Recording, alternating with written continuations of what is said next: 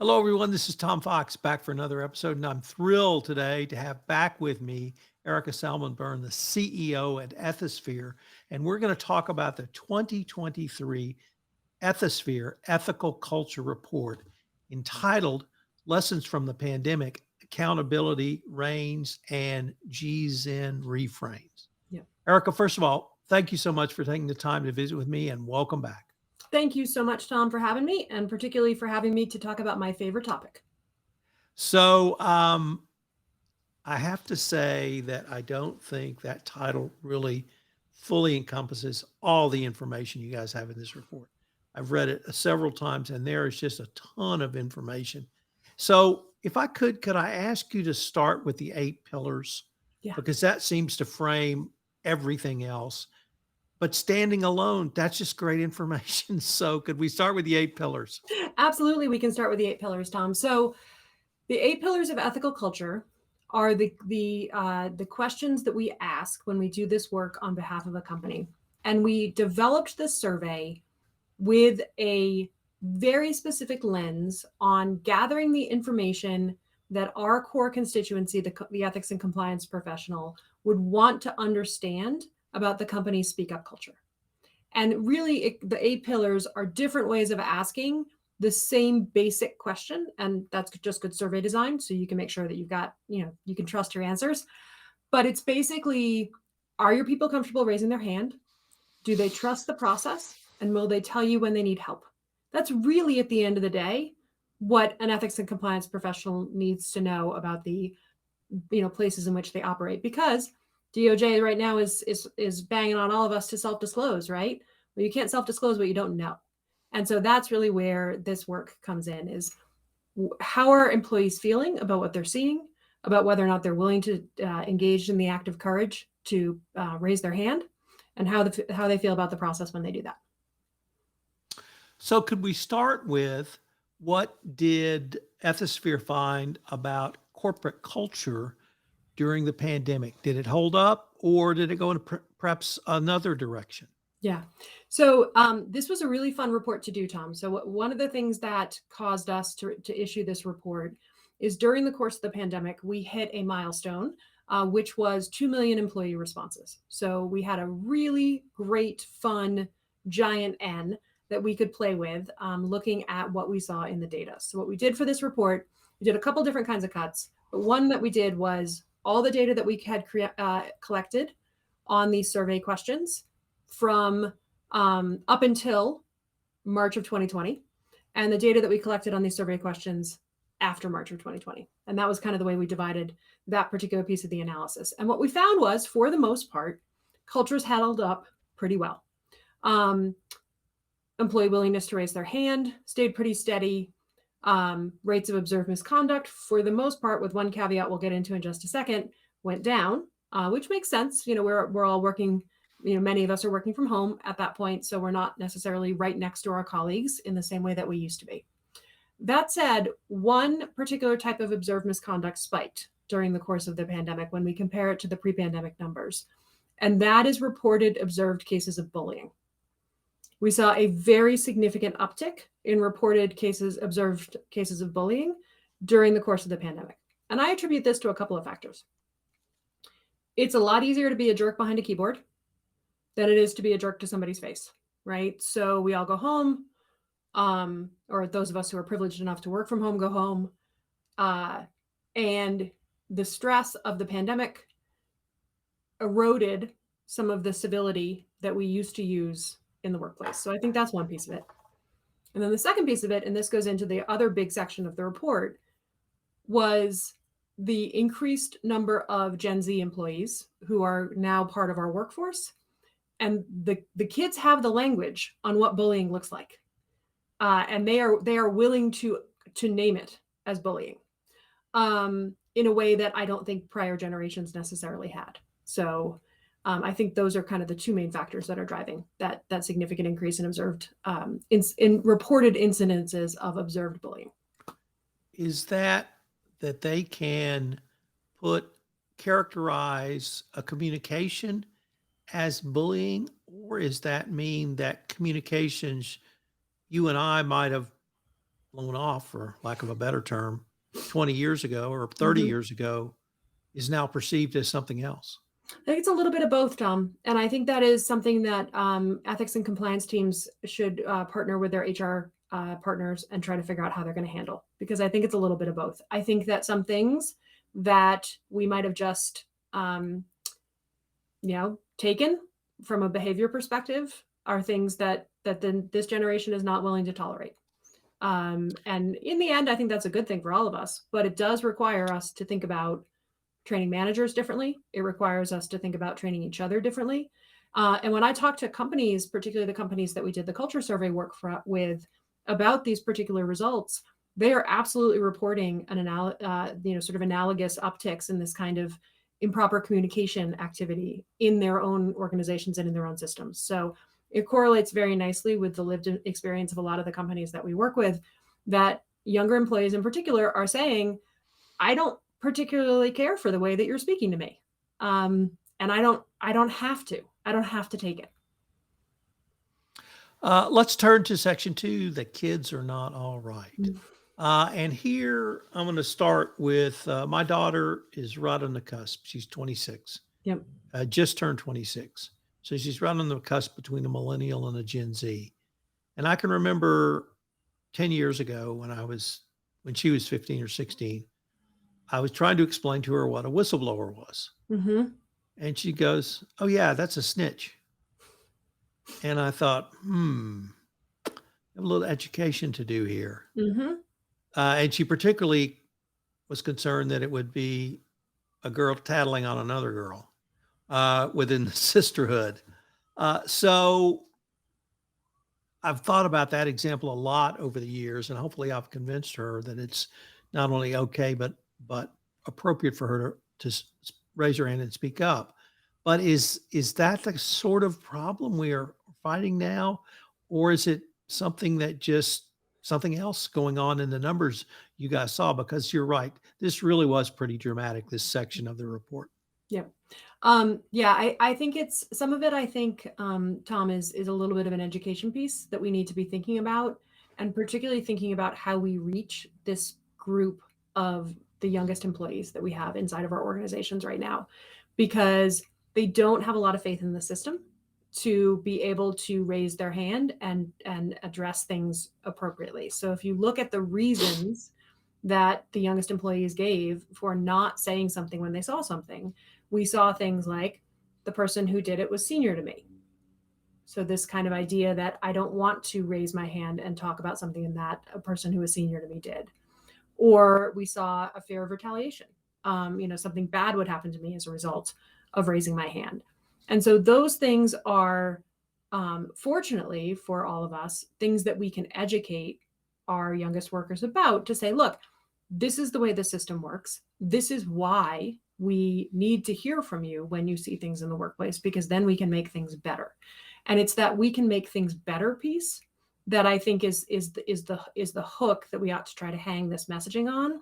But it's also really important to think about how we're doing that messaging, because some of the messaging modalities that worked really well for you and I are not going to work for your daughter, right? We need to be thinking about shorter form video. We need to be thinking about TikTok type, communication styles, or things that we're doing on the company Yammer system. And we really need to be thinking about our managers, because those are the people who are going to be able to show your daughter that it is okay for her to say something when she sees something, if it's in the interests of, sort of the greater organization.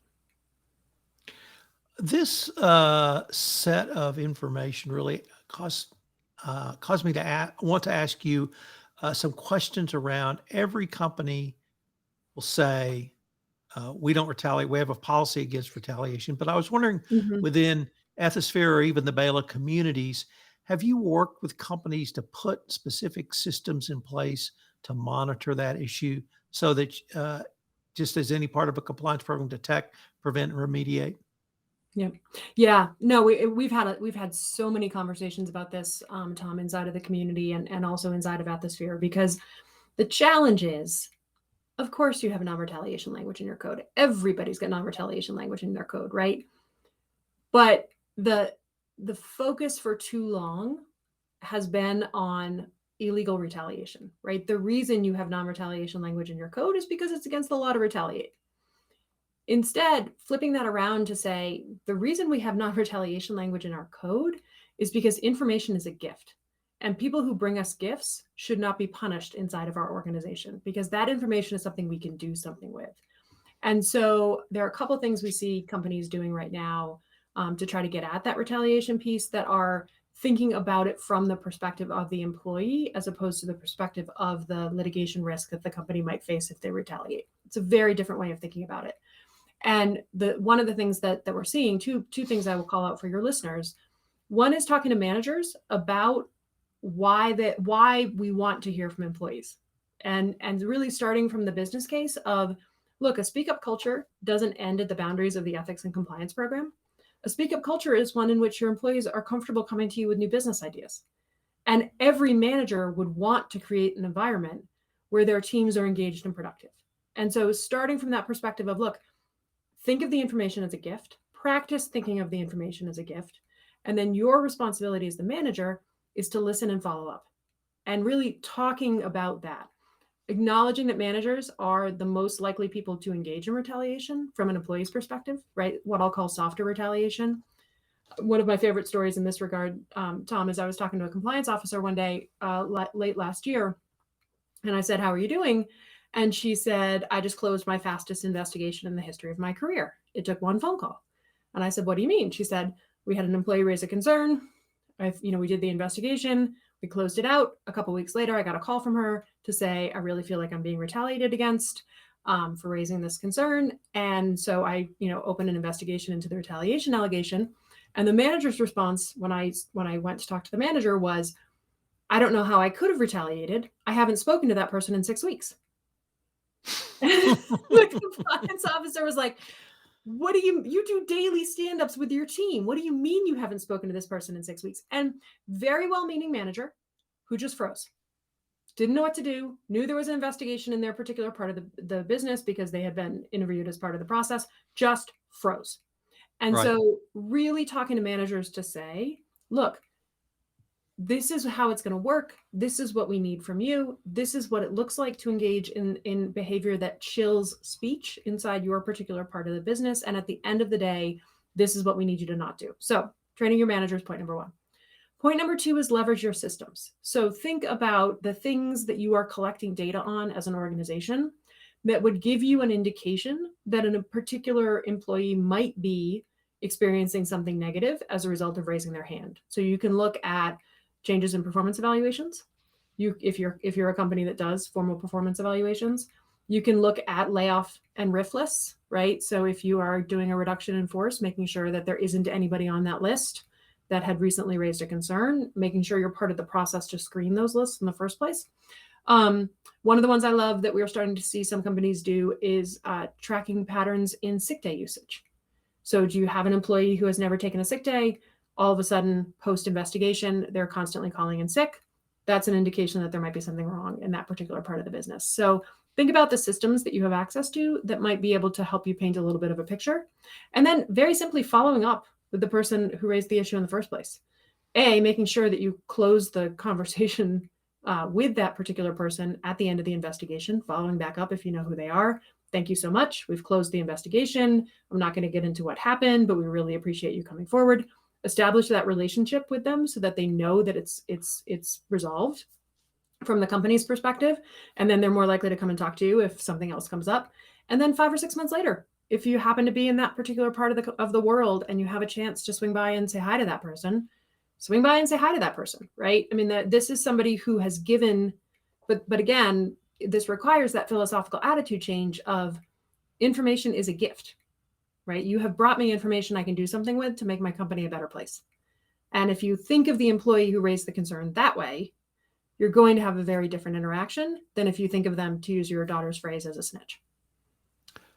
I will have to say, first of all, that's a brilliant insight of information as a gift. And hopefully we're not much more than halfway through this, but I think I've already gotten the biggest takeaway I've gotten. That's absolutely brilliant. Absolutely brilliant. I hope you guys can do a whole campaign around that. because that is a hugely significant mind shift. And if we can get people to start thinking like that, the whole system falls into place. Yep. Wow. I may have to write on that. You I hope I can quote you. can, absolutely. Okay. So going on, I was intrigued by the change in reporting by gender with the rather dramatic increase in those who identified as either a third or non-binary gender. Is Mhm. that because perhaps there was more discrimination against that group or more perceived discrimination? Yeah, I mean, I think it's so that was a slightly smaller demographic group because not every company that we work with asks that question from a demographics perspective, but it was an interesting enough trend that we included it in the report. And I think that I think there are a couple pieces there. I do think people who identify as non-binary or a third gender or choose not to identify themselves at all are probably more on edge about their place in the system inside their organizations. And so they are less comfortable raising their hand if they see something. And again, this goes back to this concept, Tom, that you and I've talked about before, that raising your hand is an act of courage, right? It is the decision of an employee to say, I don't think what's happening here is right. And whether they ultimately turn out to be right in that determination or not, the fact that they chose to speak up is something that ought to be celebrated. And I think particularly if you look at the other data we have in the report around the way that most employees raise their hand, which is to a manager, right? So the vast majority of employees, at a global level, employees are 6 times more likely to call their manager than to call the hotline.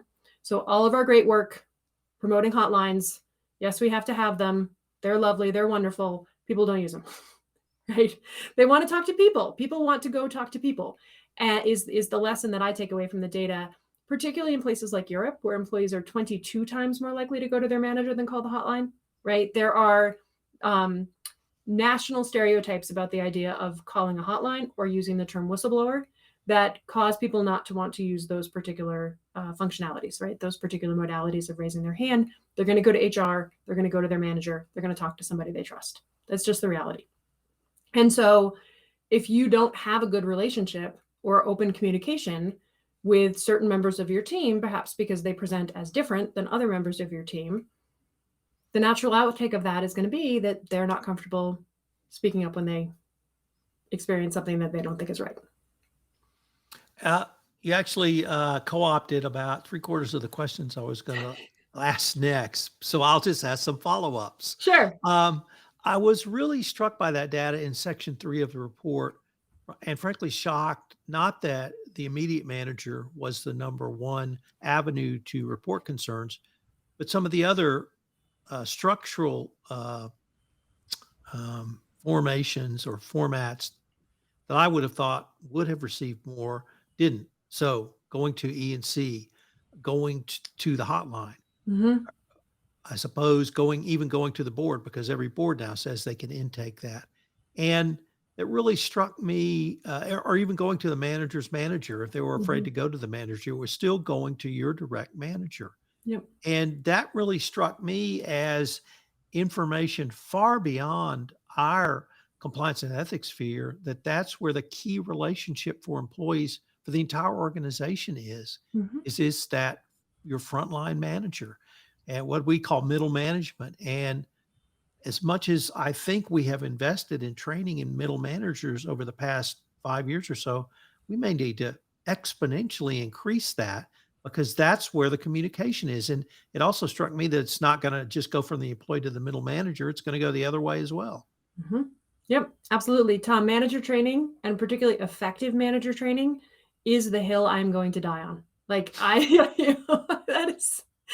is my that is my message that I am going to shout from the rooftops, because what the data tells us is the single most influential person on a particular employee's experience inside your organization is their direct manager. That is the person who is going to influence their behavior. That is the person who is going to receive insights from them on things that are happening. That is the person who is either going to encourage them to speak up and use their voice, or discourage them from doing that. So then eventually they're probably going to leave, right? And so thinking as an ethics and compliance professional about how do I get to those managers with the right messages? How do I partner effectively with human resources to make sure that any leadership development, particularly that new managers are doing, includes the kind of messages that I need, right? This is a place where a strong partnership between HR and compliance can really make a tremendous difference on the culture inside the organization. And your managers, they are so important.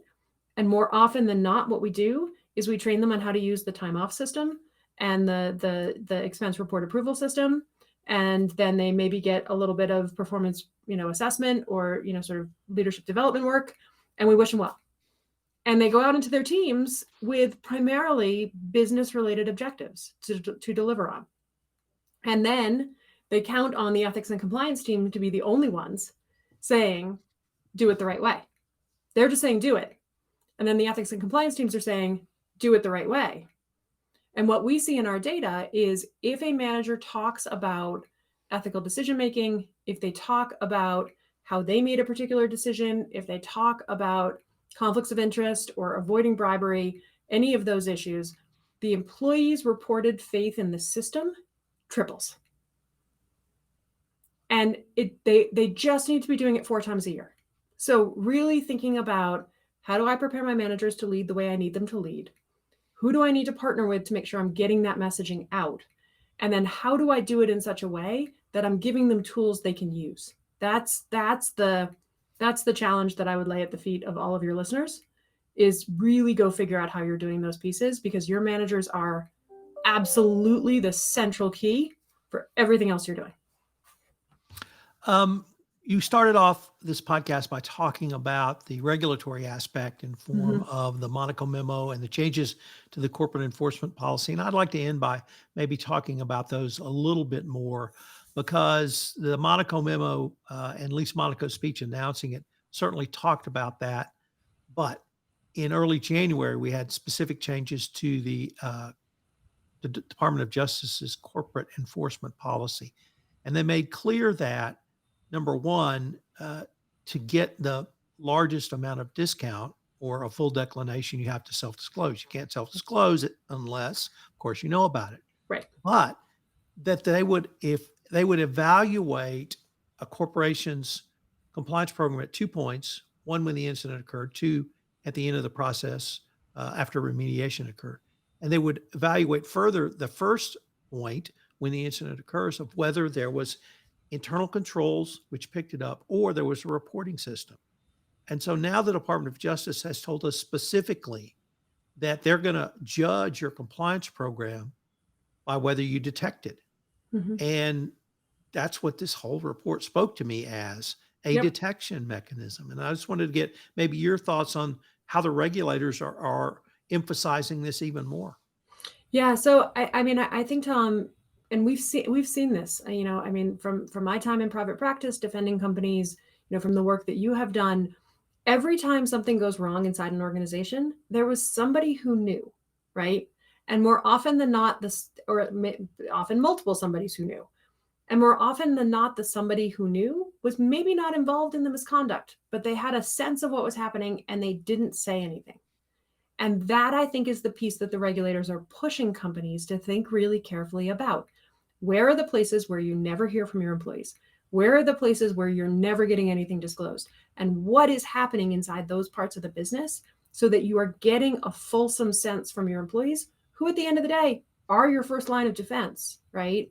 That you're getting a fulsome sense from employees of what is happening in that part of the business, so that you can continue to make sure you're doing business the right way. And if you don't have those systems, and particularly, this is the piece that I like about some of what the government is saying right now, recognizing that you need to have different ways for employees to raise concerns, because every employee is going to raise their hand differently. So yes, we need to have hotlines as publicly traded companies in particular, but think about the ways in which your organization actually receives information, and make it as easy as possible for employees to tell you what's going on, whether that is making it possible for managers to proxy report directly into your case management system, so that, at 2:00 in the morning in Kansas City, if a manager in Singapore is told something, they can put it into the system and making sure it's tracked properly, right?